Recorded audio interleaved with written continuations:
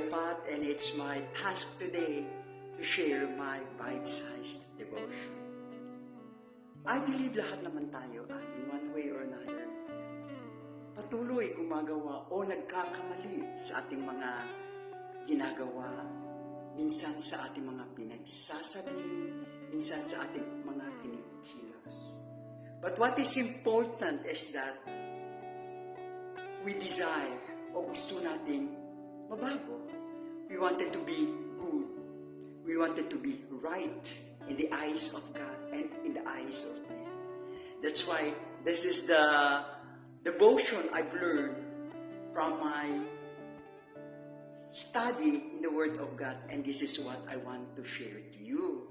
Today, I'll be sharing with you in the books of Psalm, chapter 103, verses 13 to 14. Okay, it says here, like as a father pitieth his children, so the Lord pitieth them that fear him. For he knoweth our frame, remembered that we are dust.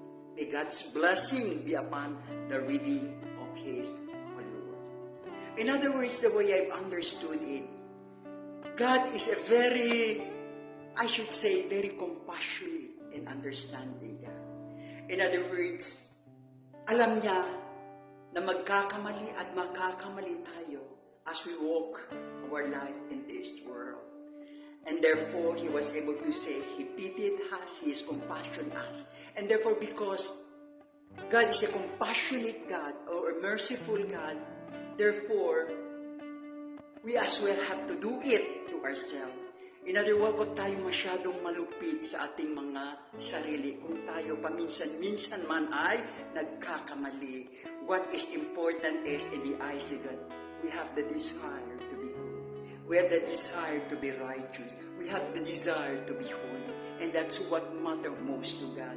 Alam ko, as long we're still alive, we are not yet finished.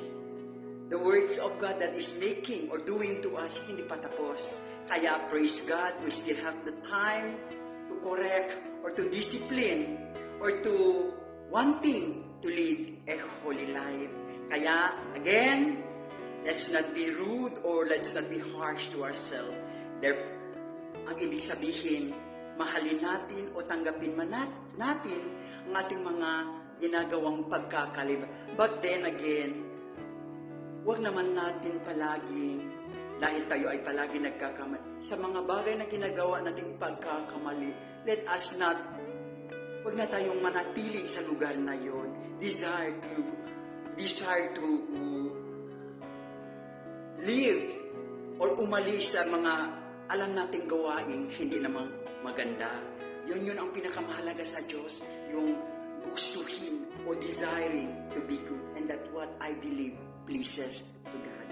Again, always remember God is a compassionate and understanding God. That is our God the Father. I hope you have learned something to my short devotion. Let me pray. Father God, in the name of the Lord Jesus Christ. Lord, I just want to say thank you, Lord God, for allowing us to know that one of your attributes is that you are a compassionate and considerate God.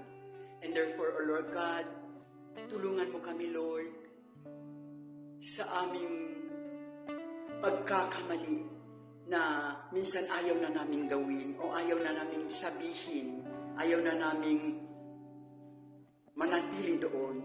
That's why, Lord, we always pray. I personally praise, O Lord God, that kung may mga taong nakakarinig o nakakakita, nakaka-watch this video, I pray, O Lord God, that you're going to give them the strength they need, Lord, so that, O Lord God, they will not most often, O Lord, na i-blame nila ang kanilang kahinaan.